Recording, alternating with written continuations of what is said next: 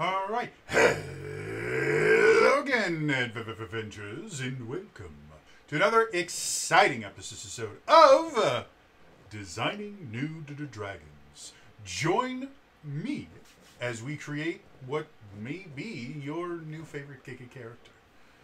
So, today, we are going to be diving into 13th Age again. I'm sorry this video has taken so long. The holidays are weird, folks. And I have been very sick.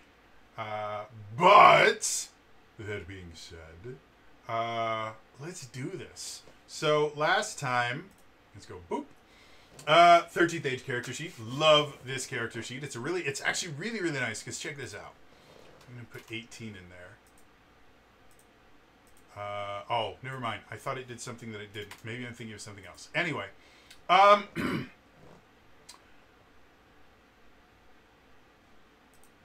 go level of fun in there. So, last time we created... What did we create? I think we made... Oh, yeah, we made a weird paladin thing. And that was fun and interesting. And again, my eventual goal is we're going to use the expansion to create a monk.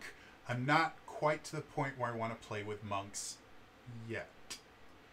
Because monks get real weird. I like the weirdness, but they get real weird. So I think I'm going to do one more in the core book, and then we're going to build a monk, guys. Like, I'm a monk main, I play monks. We're going to build a monk. So, that being said... let's do this, again. It was super fun last time. We're going to, again, be following the character creation checklist.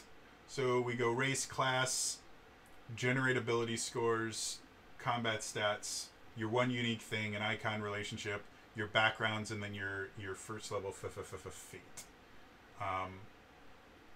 And then the last thing they have you do is getting your gear and stuff. I think I'm going to do the gear when I create the class, just because it's easier that way. But yeah, so let's start off with the races. Again, the races that are in the core book: human, dwarf, dark elf, high elf, wood elf, gnome, half elf, halfling, and half orc. So let's go to the races very quickly here.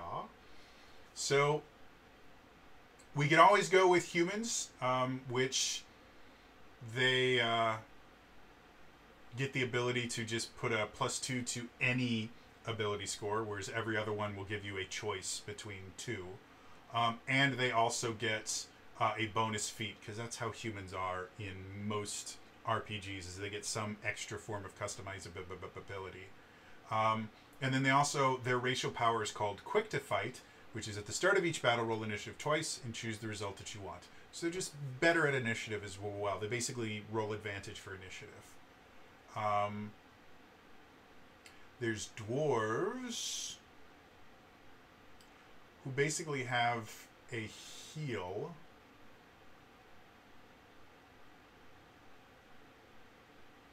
Which is interesting. Basically, they have That's Your Best Shot as their racial power, which is once per battle is a free action. After you've been hit by an enemy attack, you can heal using recovery. And depending on the escalation die, it changes how much you heal, which is kind of interesting. And I like dwarves. We have half-elves, which get to re-roll attack rolls once per battle. We have dark elves, because I did high elf before, because it gave me teleport powers, and I like teleportation. But we have a dark elf here.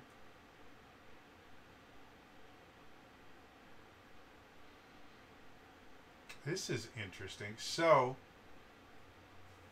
dark elves, once per battle, they can basically deal ongoing damage to an enemy, which is kind of cool. Having basically a damage over to the time is fun.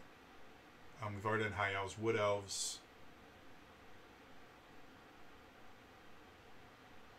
Wow, that's interesting. So, Wood Elves has this thing called Elven Grace. At the start of each of your turns, roll a die to see if you get an extra standard action. If your roll is equal to or lower than the escalation die, you get an extra standard action. So they get 2 actions if they roll low, which for me... and And then at the start of battle, roll a d6. Each time you successfully gain an extra action, the size of the die you roll is increased by 1 step to the following progression. So it starts the d6, goes d8, d10, d12, d20. If you get an extra action after rolling a d20, you can't get any more extra action. So it starts off, you roll a d6, and if you roll lower than the die, you get an extra action. And then each time you successfully get the extra action, you roll a bigger die. So that's interesting. I could have a lot of fun with that. I might be going Wood Elf, because that is crazy pants good. Yeah, let's see. Gnomes can just Dave on a high roll, and they get minor illusion as a racial power, which is kind of cool. And then half elves.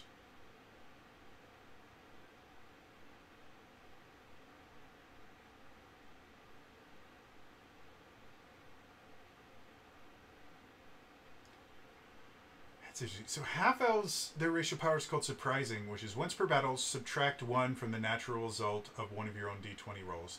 And in a normal d20-based game, that sounds like a horrible ability, because you're just lowering your roll by 1.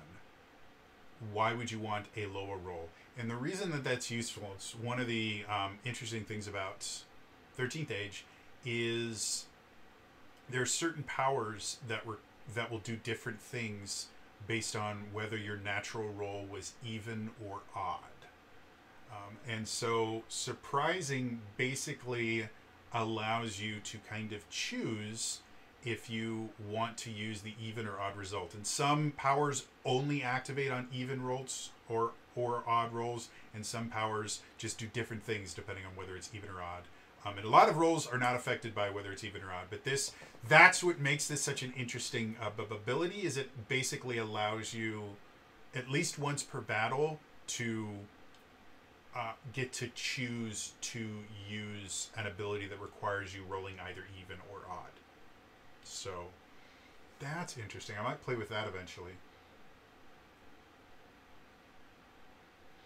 And then halflings have, they can make you re-roll an attack with a -2 penalty, which is fun. Oh, and there's actually a optional PC races. I didn't even see these. So there are Dragonborn, which they call Draconic Dragonspawn, Holy One or Asmar, Forgeborn or Dwarforgers, the equivalent of what are they called again? Wow, my brain has just completely blanked. Warforged, that's what they're called. I couldn't remember what Warforged are called. So that's basically, it's robots. And then Tieflings, Demon Touched. I didn't realize there's 4 more races. Ooh, I want to play with one of the optional races. So let's see. For the Forgeborn, whenever you drop to 0 hit point or below, roll a normal save if you have a recovery available. On 11 plus, instead of falling unconscious, you stay on your feet and can heal using the recovery.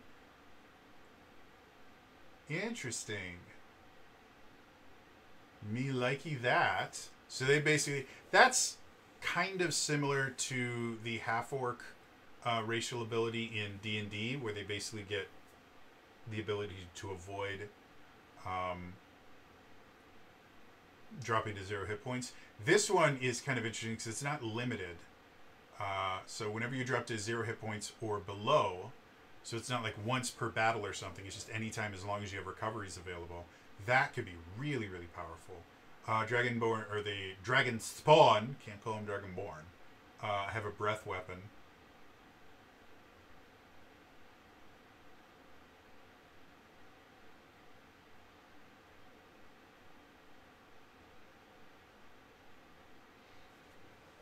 So that could be fun. And then Azamar.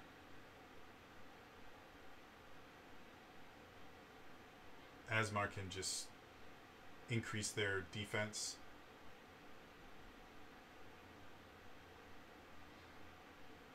Oh, and Tieflings have Cursive Chaos. Basically, if an enemy rolls a 1 to 5 on attack or a save, you can make it be a crit fail and describe the bad stuff that happens to him. So that's interesting. I'm kind of stuck on.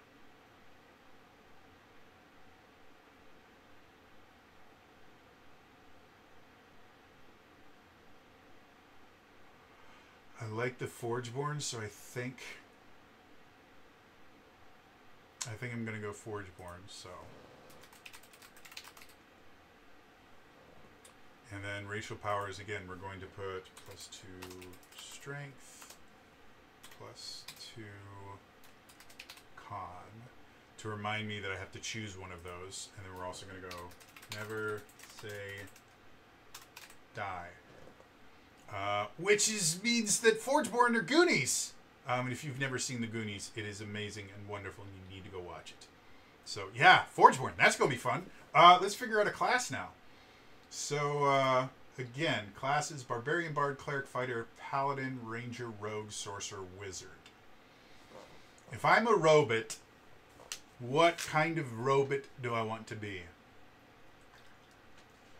We could go a robot barbarian, because that would be very fun. I'm kind of digging the idea of fighter, because as we've talked about before, fighter does a lot of those contingent attacks, or whatever they're called. Let me see if they actually describe it in the class here. I've got to close everything. There we go. Let's go to fighter. Flexible attacks, that's what they are. So, and again, flexible attacks are basically when you hit someone with an attack, you then get to choose to add something to it or not, which is really interesting and fun. And I think a robot fighter would be a lot of fun. So I think, yeah, let's go with fighter for the class. So we've got the fighter. Let's see what we do. So fighters gain a +2 class bonus to strength or constitution. And I can get strength or con for that too. So it's just going to be a +2 to both of these. And we will choose our ability scores later. But since you can't choose the same thing twice, then boom. Goonies never say die. Alright, so we're good with that. Backgrounds we'll deal with in a little bit. We'll deal with, and then we get to choose our talents. So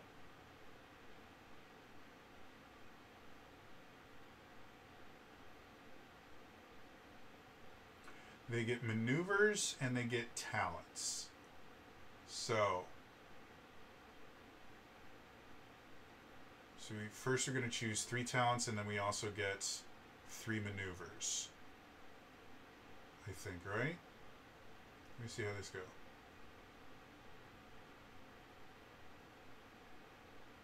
Yeah, so we're going to start off with talent. So again, every class is going to have talents, which are basically ways to kind of customize how the class works. And then some classes will also have like powers or things like that, and they call them different things.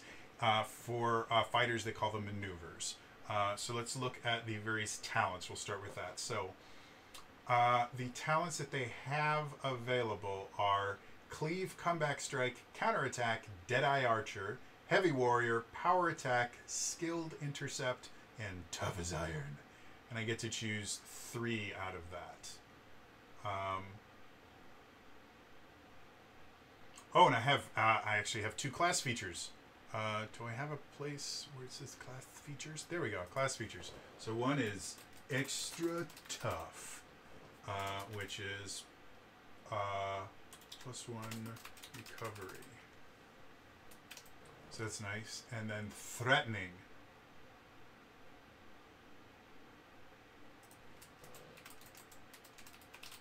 Which is basically a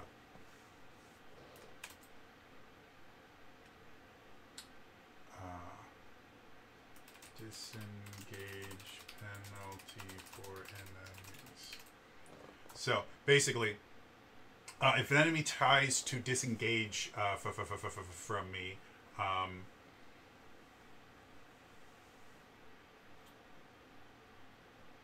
because you have to make a check to disengage in this, and if they try to disengage, they take a penalty check equal to my dexterity or constitution modifier, whichever is higher. It's probably going to be my con, since I already have to use strength, so I'm going to make this a strength-based fighter. So, yeah, so that's interesting. Now let's do some talents. So Cleave, once per battle, make a fighter melee attack as a free action after one of your melee attacks that drops the enemy to 0 hit points. So that's kind of cool. Very much Cleave from 3rd edition. Comeback Strike. Make another attack with a -2 penalty after your first fighter attack during your turn misses. So Comeback Strike basically gives me an extra attack if I miss. That would be, I need that. So we're going to go Comeback Strike because I miss all the time. This is a fighter. This is a class created for me. I can only do it once per battle, but still, I like it. Counterattack. Once per round, the escalation die is even, and an enemy misses you with a natural odd melee attack roll. You make a basic melee attack, dealing half damage against that enemy as a free action. So that's interesting, but really complicated.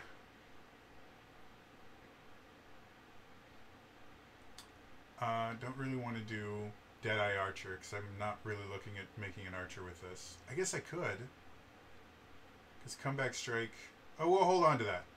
But no, I'm strength-based. You can't be a strength-based ranged character. Heavy Warrior. Once per battle, while wearing heavy armor, when you're hit by an attack that targets AC, as a free action, you can take half damage from that attack instead. Heavy Warrior would be very, very nice.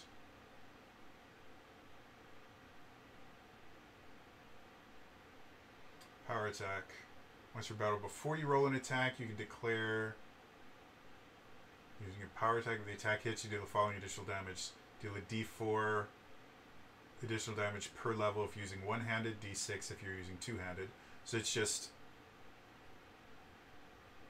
once per battle, I can do some extra damage.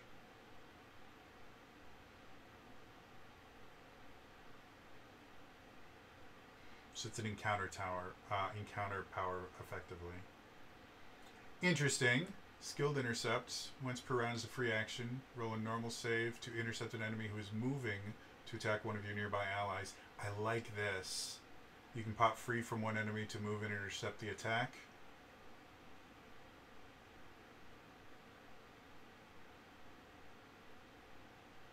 Yeah, I really love Skilled Intercept. So I go Skilled Intercept. Which can be both a defensive and offensive maneuver. Defense is because the moving enemy makes its attack with you as a target instead. And if you're wearing heavy armor and the attack hits you, you only take half damage. Oh, it doesn't let you make an attack, but it's still very, very nice. And it gives you a little bit of mobility because you can pop free from one enemy to move to another one. So I like that. I think that's cool. And once per battle, you can rally using a quick action instead of a standard action. And I can't remember what rallying is, so... Let's see if I can figure that out. Actually, if I go to the appendix and go to R for rally, you rally during battle to regain a few hit points. It usually takes place of an attack and usually costs one of your recoveries. So yeah, rallying is basically...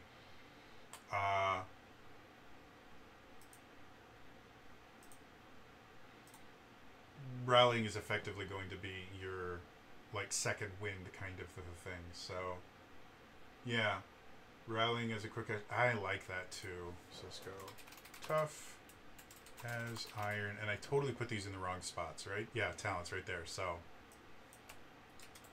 let's go talents, comeback strike, skilled intercept. Last one is tough as iron. Boom, got my talents done. Let's choose some maneuvers. Again, these are these flexible attacks. So, brace for it. So the ones I have, brace for it, carve an opening, deadly assault, defensive fighting, grim intent, heavy blows, precision attack, second shot, shield bash, two weapon pressure. So, carbon opening, or brace for it. If I miss, until the end of your next turn, the first critical hit you take from a melee attack becomes a normal hit instead. Well, that's kind of interesting.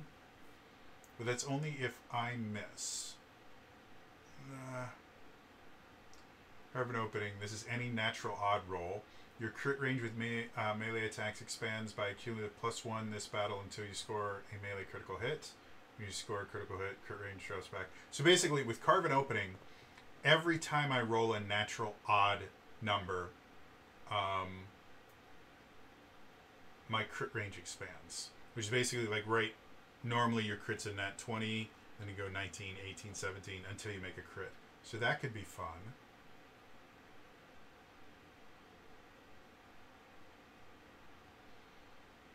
Deadly Assault basically lets you re-roll ones on your damage roll if it's a natural even hit. Defensive Fighting, natural 16 plus. If you fight with a shield, also any natural. Get a +2 bonus to AC until your next turn. So Defensive Fighting just increases AC. And I haven't quite picked out what kind of weapon I'm going to use with this. So if I wanted to do a traditional sword and board, Defensive Fighting would be good. Grim Intent. Any natural even miss. The next time you would deal miss damage with a melee attack, add a weapon die to that damage. So that's kind of cool. So I have to roll a natural even miss, but that means, because with the fighter, on a basic melee attack, miss is damage equal to your level. So my basic melee attacks, I'm still doing at least 1 point of damage with my basic attacks. This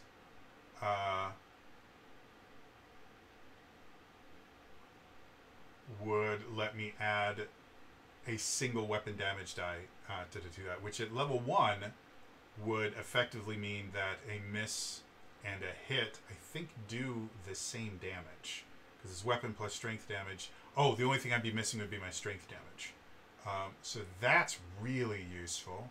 And again, I miss a lot. So I think I'm definitely going to take Grim Intent.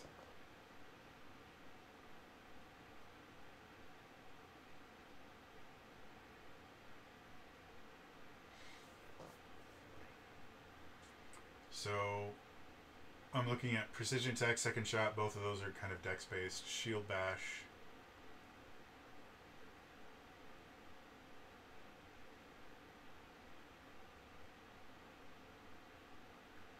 I don't understand what useful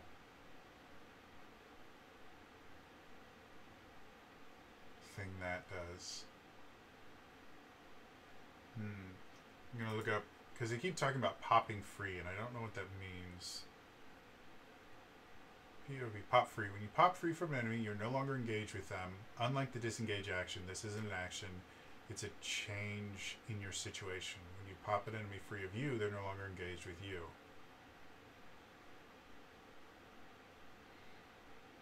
And so I think that means that they don't trigger, you don't trigger opportunity attacks. Engage. Locked in battle, engaged characters might draw opportunity attacks if they use ranged attacks or spells. If they move away from the enemies they are engaged with, they draw opportunity attacks unless they successfully disengage first. Interesting. So, basically it lets me pop free an enemy, which means they're no longer engaged with me, which also means I'm no longer engaged with them, which is interesting. Not sure how I feel about that. And then 2 weapon pressure. Any miss until the end of your next turn, gain a +2 melee attack bonus against the target. Which I think I like the idea of 2 weapon fighting, especially since it's not that big a deal in this game. So yeah, we're gonna go 2 weapon pressure, because again, it gives me bonuses when I miss. And I like that. So with Grim Intent, that's a natural even miss. For 2 weapon pressure, it's any miss. And I can only use 1 maneuver per attack. So 2 weapon pressure will basically be the one that I use when I have an odd miss. And Grim Intent, I can use on an even miss. Oh wait, so it doesn't. So the next time you would deal. Anyway, I think it's the way I want it to be. I need one more. So I'm not going to be using a shield.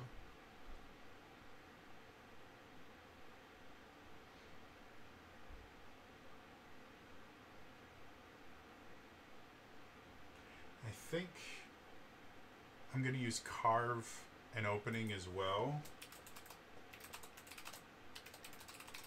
Because I can use it. I can use Carve an Opening on attack rolls that I hit or miss with. It's just any natural odd roll. So now I've got 2 up in pressure that makes it easier for me to hit, and Carve an Opening with, which is something that I can use basically anytime I hit, or yeah. So I have choices. Let's put it that way. I have lots of choices. I think that's all I have to do for the actual character themselves. Because I've already got my class features, I've got my talents, and yeah, that should be good. And then I just need to choose my gear. So at first level, fighter starts with a melee weapon or 2, a ranged weapon if they want it, armor, and standard non-magical gear that is suggested by the character's background. So, armor, I can wear heavy armor, which is definitely what I'm going to do. So, I want... Where would I find running the game? Is it under the running the game? Leveling up, loot rewards, the world and its icon, about gods. Where is the equipment page?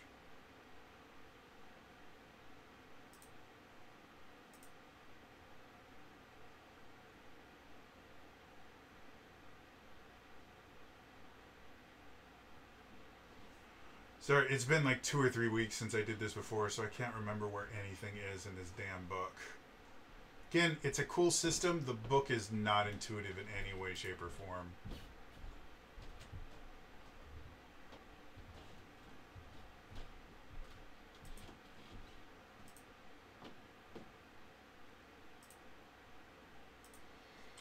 That is... Let's go to the appendix again, because that's where everything is. E for equipment. Epic equipment. C, gear.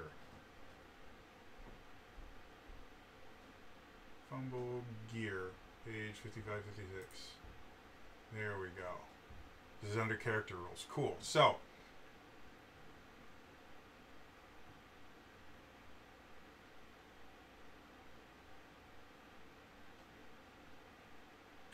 we're going to be using 2 one-handed weapons.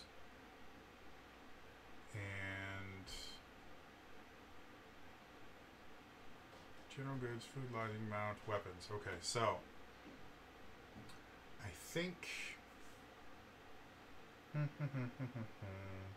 what do I want for this character as far as what they wield? We could go with the basic just 2-sword thing, but that gets kind of boring.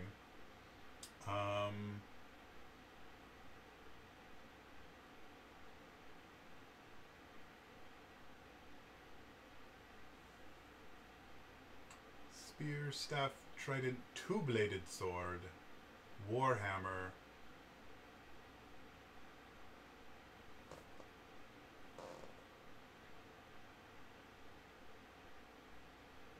I'm kind of into like a dual hammer wielding dude.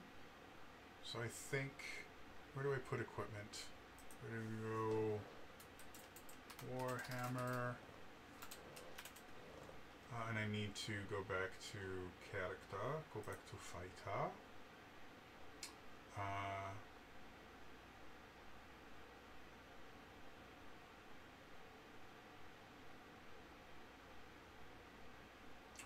this is going to be, it'll be a D8.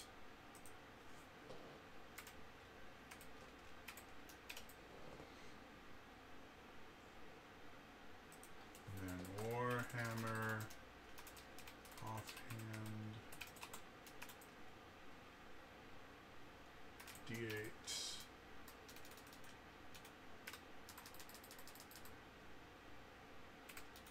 Oh, I can't type it all today. Offhand D8. So you've got that. For heavy armor.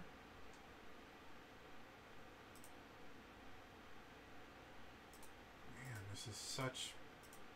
It wouldn't be so bad. Like the bookmarks in this are fantastic. But whenever you open the bookmarks, everything is expanded and there's a bookmark for everything, and so it becomes this massively long list that you have to close everything in. I wish it would just keep everything closed and you could click on things to expand them as opposed to having everything expanded at once, because it makes it impossible to deal with. Let's look at armor. So armor, I think we're going to go with, I'm gonna give him plate armor, and then plate armor, and that means his base AC starts at 15, which is nice. So I think that's everything we need. Pair warhammers, plate armor, anything else that I need for my... I could get a ranged weapon. I don't really want one.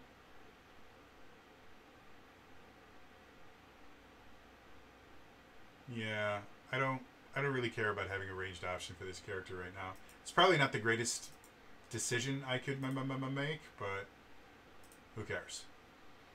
So I think that's everything for my fighter, and then I need starting money. So fighter, solid and reliable fighters start with 25 gold in savings. Otherwise, fighters should rather gamble than save. Start with a d6 times 10. Of course, we're going to gamble. Why have dice if you're not going to roll them? Got a 5. Cool. So d6 times 10. That means I got 50 gold. Makes me feel special.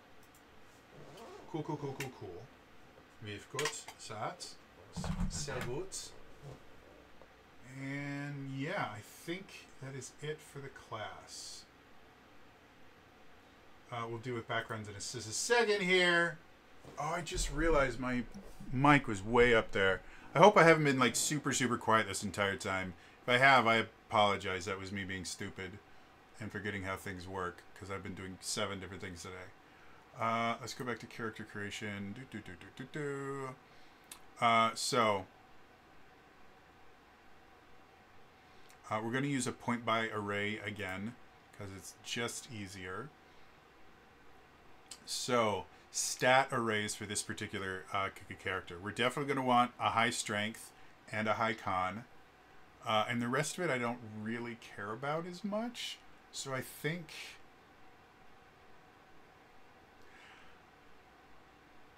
I'm going to make an extremely kind of focused fighter.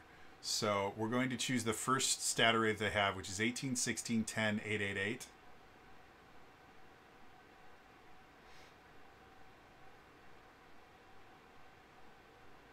Or I could do 16, 16, 14, 10, 8, 8 to have it slightly less bad and still have high enough. Nope, I'm gonna do the stupid thing. So +2 brings it up to 20.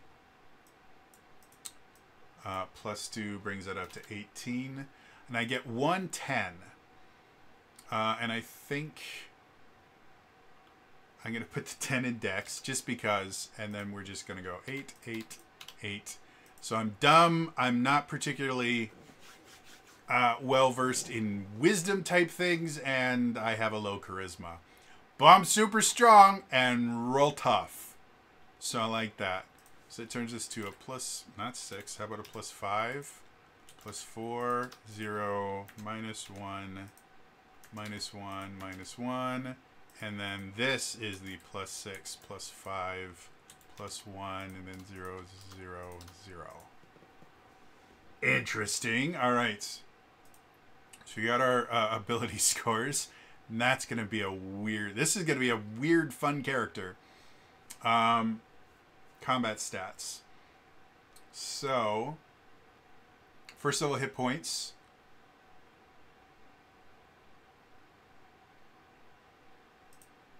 Let's go here. Base AC for fighters, or base hit points. Wait a minute, how do I do this?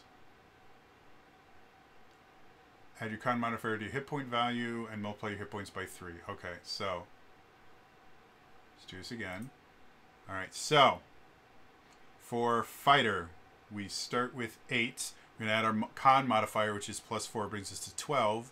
3 times 12 is 36. 36. I have 9 recoveries because of that thing that I get being a fighter, which is cool.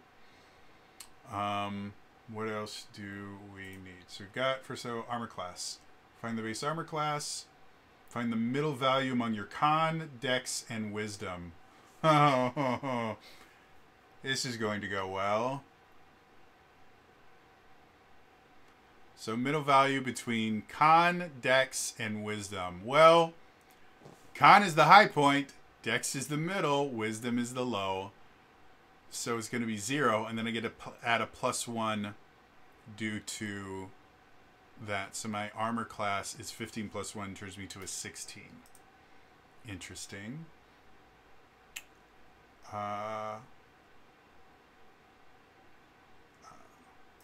Physical defense for a fighter is 10.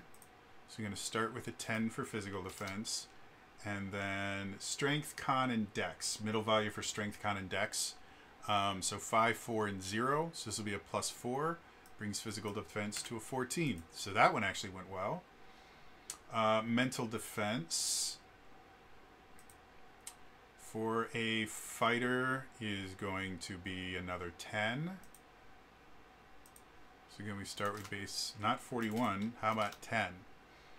And then middle value between int, wisdom, and charisma. They're all -1, so my mental defense is 9 because I'm a dummy. Initiative, we already have that because it's right there. And then recoveries and recovery dice. I think I need to look. What is my recovery die for fighter? Is a D10. So 1d10. There we go. All right. Anything else we have to do? Recoveries and recovery dice, attack and powers. So let's figure out our classes. Let's go back to fighter to figure out my base melee and ranged attack. So melee attack is going to be strength plus level versus AC. So strength is going to be 5, or strength plus level is +6 versus AC. On a hit, I'm going to do 1d8 plus 5, and on a miss, I do 1 damage. Basic ranged attack, I don't have a ranged weapon. But if I did, it would be +1. And I don't have a... So I guess I can just leave that blank because I don't have a ranged attack to make. Cool. So we've got that. We've got that. Anything else? Combat stats. Cool. Now I get to choose a unique thing. So this character, we need to choose a unique thing for this character, which is one of the more unique aspects of 13th Age. And so my unique thing, I'm a robot fighter that uses warhammers. So my unique thing was forged to be an auto hammer for a blacksmith but gained sentience. Really, that's where you want to go next? Sentience, and now search for purpose outside of crafting / forging. So, this character was literally created to just be an auto hammer for a Black Forge. Very similar if you've watched things like Forged in Fire, where they have those big machines that they can use to hammer and draw out stuff, and they're really, really cool. I like the idea that that's what I was built to be. I was just supposed to be there and sit there and go, and I gained sentience. I'm like, buh. And it's kind of that same thing that you, the joke from, what's it called? Rick and Morty, where he creates this robot to pass him the butter, and the robot comes up and goes, "What is my purpose?" And he goes, "To pass butter." Oh my God. So I kind of like the idea that I go, "What is my purpose?" And he's like, to hit things, to make my job easier. And I just go, "No! I will never make your job easier again. I will make my own way." And the war hammers that I used were literally the blacksmithing hammers that were the things. I like this. This is a cool character. I'm into that. Cool. So I got my one unique thing. Do that. I need icon relationships. I get 3 points. I need to pick...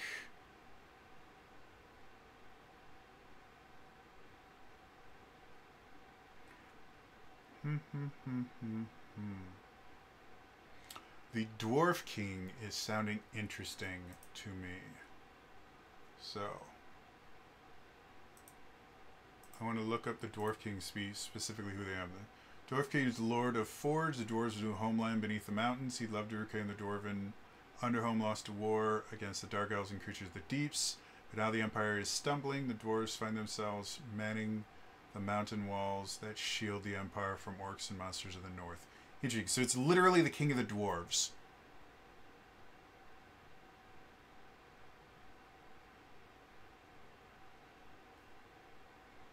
I'm kind of into the idea that the Dwarf King is not particularly fond of me. Because, again, I was a machine built to forge weapons effectively, and I decided to rebel against that. And I think I would rebel against the entire Dwarven society. And I think the Dwarf King doesn't like me. So we're going to start off with Dwarf King -1. I get 2 more points. I want to spend like 2 points on a positive relationship with this is someone. And I think I like the idea of the Archmage being... So, with the Archmage, the reason why I have a positive relationship with the Archmage is because I am a magical creature that has gained sentience. And the Archmage is into that kind of shit. And it's like, wow, no, you're really cool. Go off and explore yourself and figure out exactly where you want to fit into the world instead of the thing that you were created to do. Make your own choices. You know, make mistakes. Get messy. You know, total Miss Frizzle kind of thing. I like that. I think it's kind of interesting. Yeah.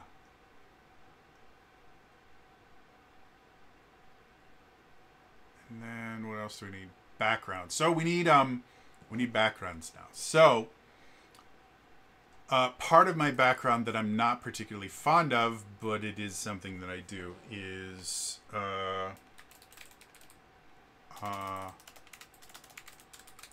Bulksmith. How about Blacksmith? And I'm going to put just 1 point into Blacksmith because I have to acknowledge that from my past. I think they have some suggested backgrounds for each class. I'm going to look at the fighter backgrounds.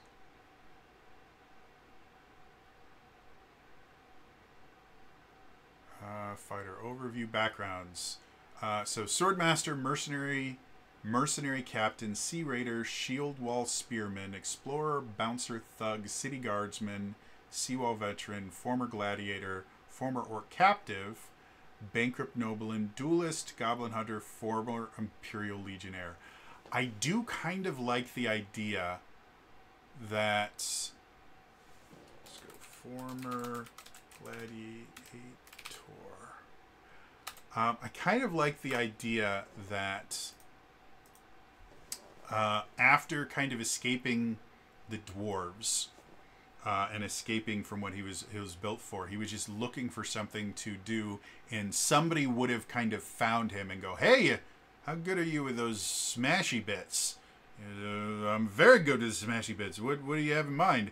Turned him into a gladiator, and that gave him purpose for a little while, but eventually he got tired of the kind of one-note nature of gladiatorial combat, which is, oh look, today I'm going to go into arena and beat someone until they stop attacking me. Oh look, today I'm going to do that again and again. So I think being a gladiator would definitely be something that he would do. And then I think the rest of the stuff would be explorer. So I also like the idea of... So, I've got 8 points that I can think. So, blacksmith, I just have one thing is I was a blacksmith. I can do that. But I spent a fair amount of time being a gladiator when that became just too much of, well, you know, I've gone from beating on metal to beating on metal while it's being worn. And I don't really like that. And so for the rest of the time, he would just go out and explore and try and find more people like him, find more things that would inspire him to become more than he is. So I like that. That's kind of cool. So we definitely got that. And then I get to choose a feat. So I'm going to look at the... I don't think there's anything in the...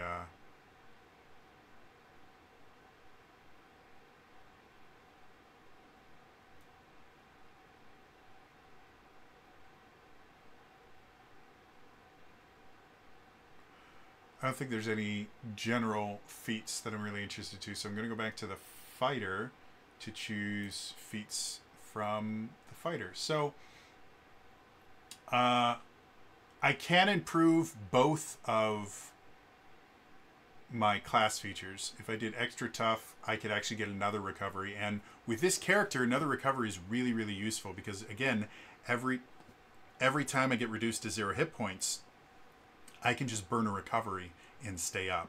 So if I was to turn this into 10, that would be very nice. The threatening one is not super cool. For talents, for Grim Intent. Oh wait, no, that's my powers and spells. For my talents, what do I have? Comeback Strike. Oh, that's interesting. So once per battle is a free action, make another attack with a -2 penalty after your first fighter attack during your turn misses. And the Adventurer feat, I just don't take the penalty anymore. That could be useful. For Skilled Intercept, you can pop free from up to 2 enemies in using Skilled Intercept, so that might be even more useful. Or Tough as Iron, once per day you can rally twice during battle as a quick action without needing to roll a save for the second rally. I like that too.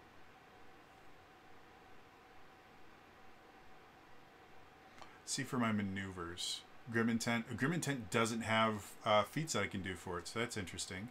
2-weapon pressure. Only has a champion feat, and then Carven Opening only has a champion feat. So, can't do any of those. I think I'm going to go extra tough. So, feats, I'm going to go extra tough. T-O-U-G-H, tough adventurer. Which just is +1 recoveries. +1 recoveries. show. That means my recovery maximum turns to 10. Cool, cool, cool. And then this is normally where we choose our gear. I've already chosen my gear. I'm very happy with my gear. So, yeah. This is the Kiki character, which is kind of cool. I didn't use moving on anywhere in this, and that annoys me because now I'm going to have to, when I make the timestamps for that, they're going to be a lot more difficult to make. But that's a me problem later. Overall, yeah, I'm interested in this character. This is a cool character.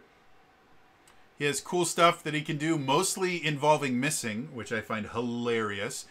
And yeah, so it's time to go to final thoughts. And the first thing we do with final thoughts is we need to come up with a name. So again, it's a robot who was built to be an auto hammer, gained sentience, and is now searching the world to find purpose.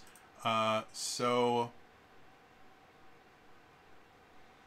I kind of like the idea of like an aspirational name for this Kiki character. And what I mean by that is like an aspirational name is like hope or something like that, that kind of describes that, yeah, I'm going to aspire to this ideal.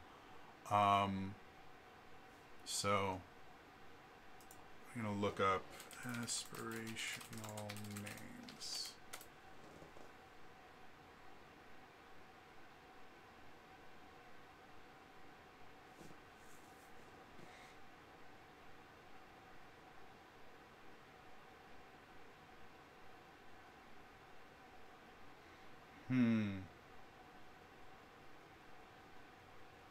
I could go with Chance. I was looking here. I'm looking at aspirational baby names. So I'm just going to look at Kaiser King. Wow. Who in the hell? One of the names that they put, this website, one of the names they put for aspirational names is Messiah. And if that is not a massive red flag to anyone, if you want to name your child Messiah, that is nuts. Another aspirational name, Bentley. That's nonsense. Wow. Majesty is another one. Princess. Who would name their child Princess? Wow, this is nonsense.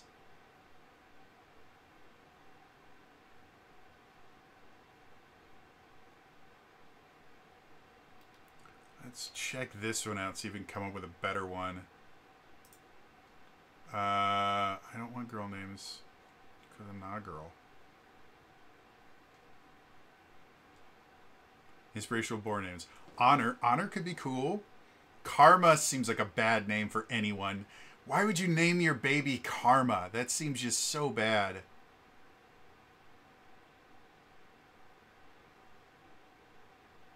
So, Bodhi is a Sanskrit name, and it means enlightenment or awakening, which would kind of fit with this character. I'm not a huge fan of Dharma. Not that the word itself is nice. Justice would be interesting, but that's not really the character.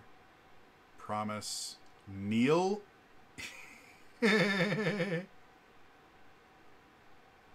Okay. Desmond, Nick, Chance, Tesla? Sagan, as in Carl. Mikhail?